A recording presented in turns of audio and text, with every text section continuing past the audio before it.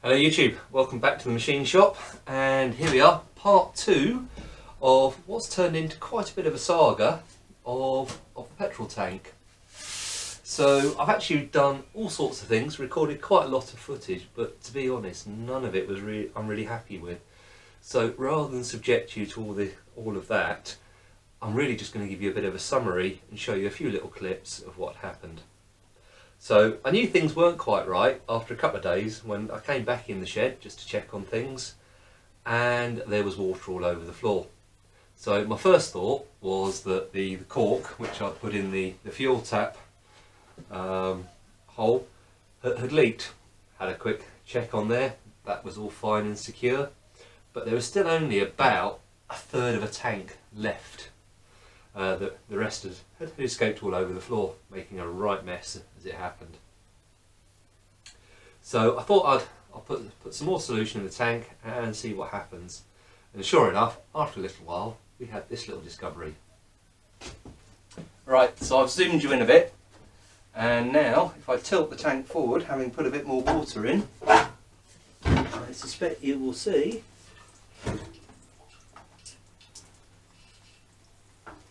we've got not one, not two, but 3 pinholes where the water's dribbling out. So as you can see, the water was just running out of some pinholes, and the reason for that is that the citric acid had done its job. It had done its job very well, in fact, so well that it had actually eaten through a couple of rust holes that were in the side of the tank. So I had some pinholes just down here. Now,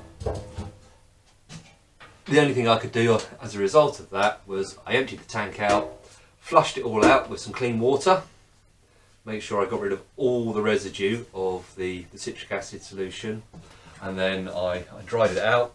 So used t-shirt, shoved the t-shirt in the tank, tied a bit of string onto the end so I could shove the t-shirt right in, get into all the corners, prodding it around with a screwdriver to get it in, and then after getting the bulk of it out with the bit of cloth, I set to with the heat gun and just heated up the inside of the tank to dry it all out, stop any further rusting.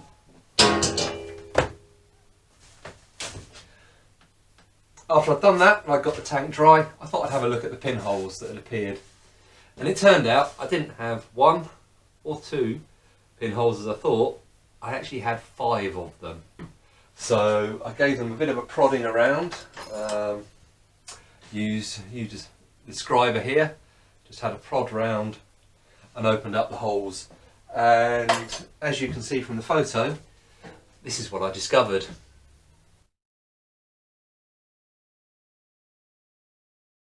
So there was the 5 holes. The largest one ended up about 7mm in diameter, whilst the smallest one was about 3mm in diameter.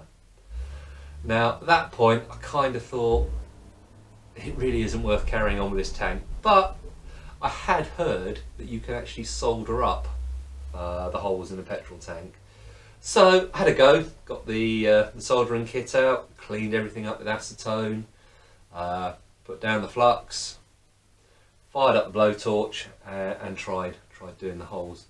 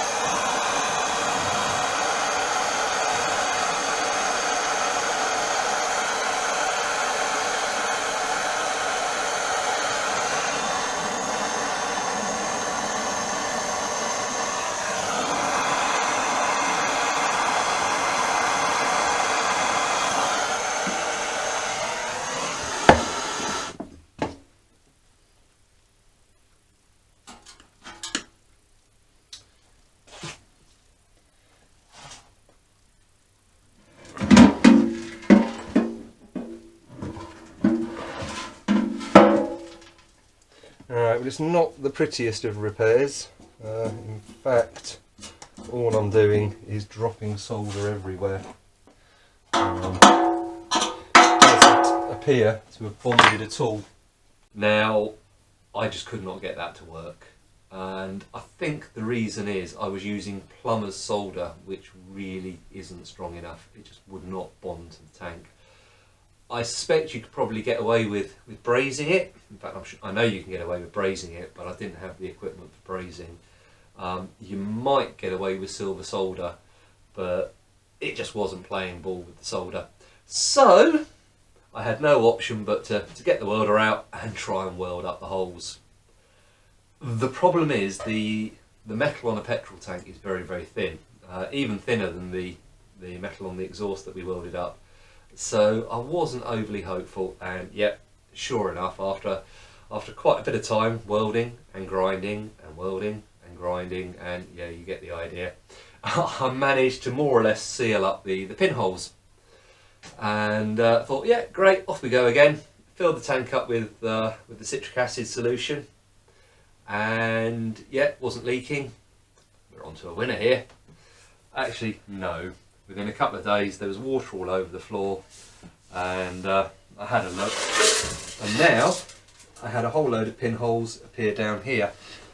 So at that point it was decided that this tank really wasn't worth bothering with. It was time for another petrol tank. The nice thing is NC23 tanks aren't exactly rare, so this one got thrown to one side and enter tank number 2. As you can see, I started filling the holes in it, the couple of dents in it. There's a couple of little dents here, funnily enough in more or less the same places as that tank. So we had a dent at the back here, there's one up here, and there's one down here. So what I've done is applied some body filler, rubbed that down with some 180 grit paper, just get it roughly to shape. Then another coat of filler, just to fill out the worst of it. Applied some filler primer, which is what this red stuff is, and then gradually rubbed it down using various grits. So I started off with a 240 grit, added some more filler primer, which is quite thick paint, and gradually worked my way through 400 and 600 grit.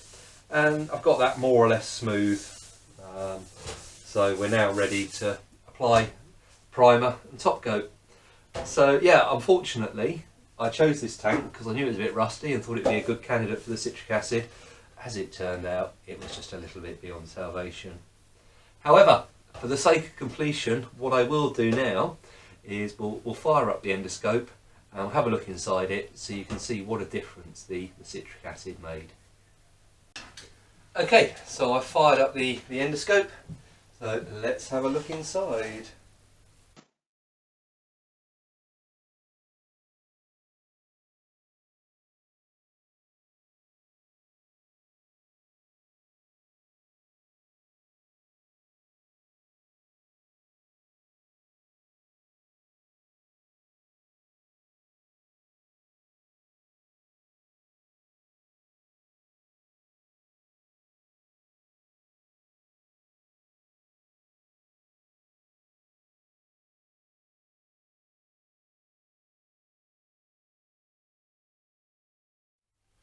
But it's still a long way from perfect, and that is because really I only managed to get the citric acid in there for a couple of days and never really managed to finish the job off.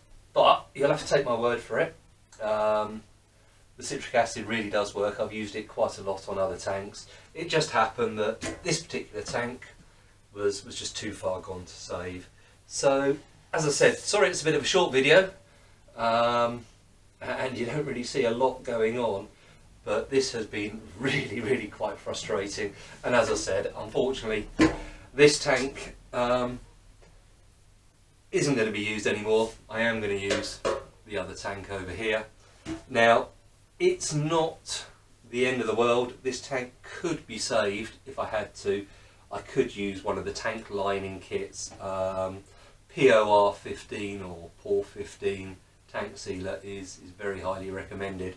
So I could have used a tank sealer, but to be honest, it costs about £30 a tin. And I had another tank here to use, so it just didn't seem worth it. Thankfully, NC23 tanks aren't exactly rare, so if you do find yourself in a similar situation to what's happened to me, probably better off just getting yourself another tank and starting again. So that's it for this video. As I said, sorry it's a bit of a short one, and there's not much going on. But yeah, we'll be back shortly. In the next video, we're actually going to take the bike off the trolley and fit the exhaust, fit the chain, and a few other jobs. So until then, I'll see you soon, and look after yourselves.